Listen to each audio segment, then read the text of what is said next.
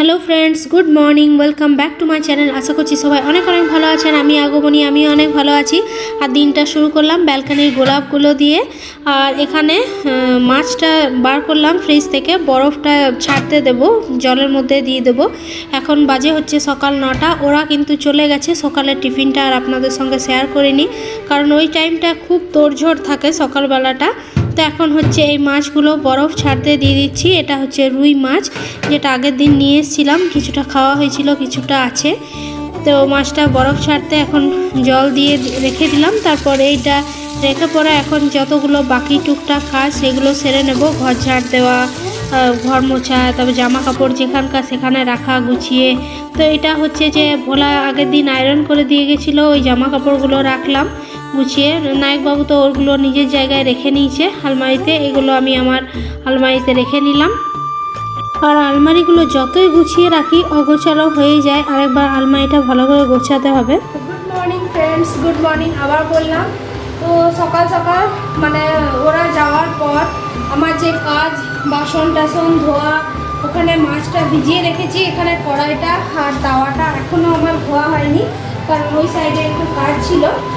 আর এখানে আমি একটা ডিম বয়েল হতে দিয়ে দিয়েছি, সেটা হচ্ছে আয়ুষির জন্য, কারণ আমাদের মাছ রান্না করব, ও মাছ খাবে না। এখানে ভাত, ডাল, চাটনি রেডি হয়ে আছে, স্কুল থেকে এলে ওকে খাইয়ে দেবো। আর মাছটার কিন্তু বরফটা ছেড়ে গেছে, একদম নরম হয়ে গেছে। তো চলুন মাছটা এবারে বানাবো। তো মাছটা একটু থাক, তার আগে আমি একটা কাজ করব, সেটা হচ্ছে শাক বাছা। সেটা কিন্তু একটা অনেক বড় কাজ, আমরা সবাই জানি। খেতে যতটাই টেস্টি, কিন্তু বাছতে একটু টাইম লাগে। তো যাই হোক, এখানে আমি বসার যাই, এই শাকটা নিয়ে আমি এখানে বসবো, এখানে বসে বসে শাকটা বাছবো। কোনো একজন বন্ধুর ভিডিও চালাবো, সেটা ভিডিও দেখতে দেখতে শাকটা বাছবো। আর কতগুলো জামা কাপড় দিয়েছি ওয়াশিং মেশিনে, এখনও সেগুলো হয়নি, তারপর মেলে দেব। তো কেমন লাগছে ভিডিওগুলো আপনারা জানাবেন, আর ভালো লাগে, মনের জোরটা একটু বাড়ে। তো চলুন আর বেশি বক বক না করে আমি এখন শাকগুলো বেছে নিই।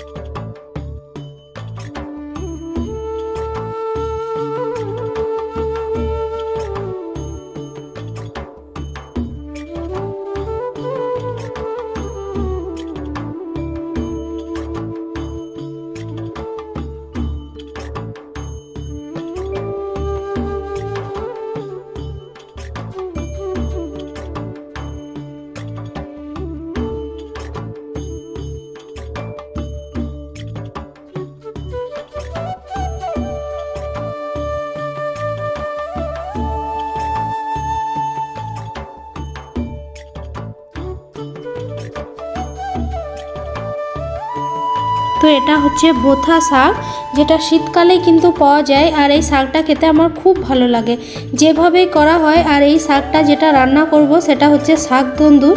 এইটা আগেও আমি আপনাদের বলেছি, তবু যারা নতুন বন্ধু আছে আরেকবার বলি, এই শাকটা আমি একবার রান্না করতে করতে শাকটা একটু পোড়া হয়ে যায় অন্যবার, এইবারে নয়। তো তারপর শাক পোড়াটাকে আমি একটু তেল আর কাঁচা লঙ্কা দিয়ে মেখেছিলাম, যে অপূর্ব স্বাদ হয়েছিল খেতে। সেই থেকে এই শাকটা কিন্তু আমি ওইভাবেই রান্না করি। প্রথমে তেল, একটু হলুদ আর একটা শুকনো লঙ্কা ফোড়ন দিয়ে শাকটা দিয়ে দিলাম। তারপর শাকটা একটু ভাজা ভাজা করব। আর এভাবে শাকটা ভাজা ভাজা করব, যাতে কড়াইয়ের নিচে শাকটা একটু লাগা লাগা হয়ে যায়, একটু পুড়ে পুড়ে যায় আর কি। তো শাকটা দেখুন, আপনারা দেখতে পাচ্ছেন শাকটা নিচে একটু ভাজা ভাজা বেশি হয়েছে, একটু পুড়ে পুড়ে গেছে। হ্যাঁ, একটু কাশি হবে, কিন্তু শাকটা এইটা হয়ে গেছে। এবার এই শাকটাকে একটু সর্ষের তেল আর একটা কাঁচা লঙ্কা আমি এখানে দিয়ে দিলাম, এটা দিয়ে আমি শাকটা মেখে নেব।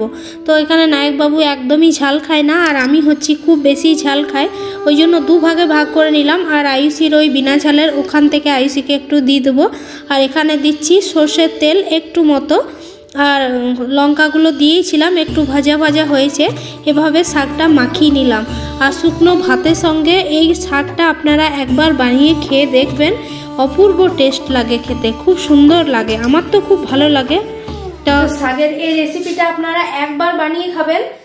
আর এটা বোথা শাক ছাড়াও, এই বোথা শাক, এটা বথুয়া বলে অনেকে, তো বোথা শাক ছাড়াও এটা যে পনকা শাক সেই শাকও হবে, পালং শাকে কিন্তু হবে না। লাল লাল যে শাক থাকবে সেই শাকে হবে না, শুকা শুকা যে শাকগুলো হয় সেই শাকগুলোতে কিন্তু এই রান্নাটা। এখানে মাছটায় আমি নুন হলুদ দিয়ে মাখিয়ে নিয়েছি। তো আজকে যেটা মাছের রেসিপি আপনাদের সঙ্গে শেয়ার করতে চলেছি সেটা হচ্ছে রুই পোস্ত কালো জিরে ফোড়ন দিয়ে। তো প্রথমেই আমি মাছটায় নুন হলুদ মাখিয়ে রেখেছিলাম, তারপর মাছটা ভালো করে এপিট ওপিট একটু লাল লাল করে ভেজে নিলাম পুরো সব মাছের পিসগুলো। তারপর ভাজা হয়ে গেলে একে একে এগুলো তুলে নিলাম। তারপর কড়াইয়ের মধ্যে যে অবশিষ্ট তেল রইল ওর মধ্যে আমি একটু কালো জিরে ফোড়ন দিলাম, আর দিলাম একটা শুকনো লঙ্কা দুভাগে ভাগ করে দিলাম, আর তারপর দিলাম একটু হলুদ, আর তারপর আগে থেকে কুচনো টমেটো কুচিগুলো এর মধ্যে আমি দিয়ে দিলাম, একটু দিলাম নুন দিয়ে একটু ভাজা ভাজা করব। এটা ঢাকা চাপা দিয়ে দিচ্ছি যাতে টমেটোগুলো নরম হয়ে যায়। আর নরম হয়ে গেলে এর মধ্যে দিয়ে দিলাম আমি 1 কাপ মতো জলটা একটু গরম হয়ে এলেই এখানে আমি মাছ ভাজাগুলো সব ছেড়ে দিলাম জলের মধ্যে। তারপর ঢাকা চাপা দিয়ে দিচ্ছি 10 মিনিট। এটা একটু ফুটে এলেই দেখুন ফুটে গেছে 10 মিনিট। তো 10 মিনিট ফুটে এলেই তারপর এটার ওপর সর্ষে পোস্ত বাটা দিয়ে একটু নাড়াচাড়া করব আরও 5 মিনিট মতো। এটা একটু ফুটে এলে এটার ওপর যেটা আমি দেব সেটা হচ্ছে সর্ষের তেল। আর তাহলেই আমার রেডি মোটামুটি কালো জিরে ফোড়ন দিয়ে রুই মাছের পোস্ত। আপনারা এই রেসিপিটা একবার বাড়িতে ট্রাই করবেন। খুব সাধারণ একটা রেসিপি কিন্তু খেতে দারুণ অসাধারণ, মানে আমার তো খুব ভালো লাগে। আপনারা টেস্ট করবেন তারপর কমেন্ট করে জানাবেন। আর দিয়ে দিলাম ছেঁড়া কাঁচা লঙ্কা আর এখানে ধনেপাতা। ব্যাস হয়ে গেল আমার রান্না কালো জিরে ফোড়ন দিয়ে রুই পোস্ত।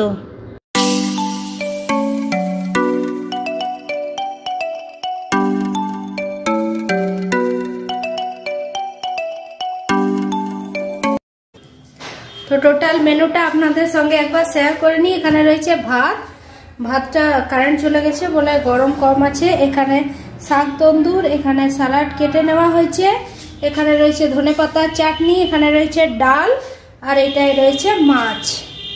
আর এদিকে রান্নাবান্না কমপ্লিট। আয়ুষি চলে এসছে স্কুল থেকে, এসেই গেটের ওখান থেকে জিজ্ঞাসা করবে মা আজকে মেনু কি। মাছ হচ্ছে, মাছের গন্ধে ওর আগে থেকে কোথায় যাচ্ছিস। চলুন আয়ুষিকে খাইনি তারপর আসছি।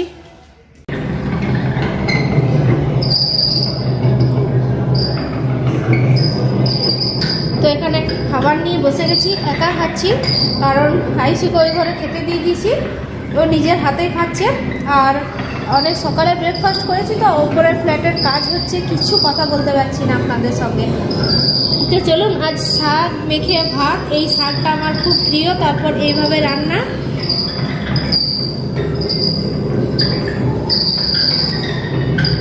অমৃত।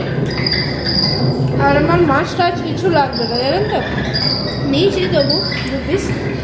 তো এত ভালো লাগে এই শাকটা খেতে যে আপনাদের বলে বোঝাতে পারবো না। চলুন ওপরে আওয়াজ হচ্ছে, চলুন হ্যাঁ খেয়ে নিই।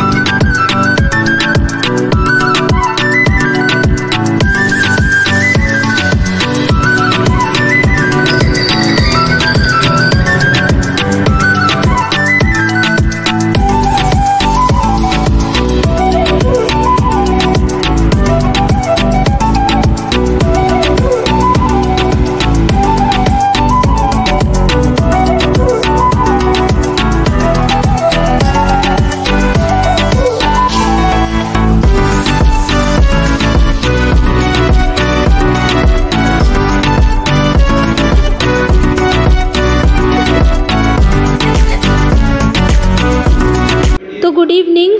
বিকেল গড়িয়ে সন্ধ্যা হয়ে গেছে, চা খাওয়া হয়ে গেল আমার।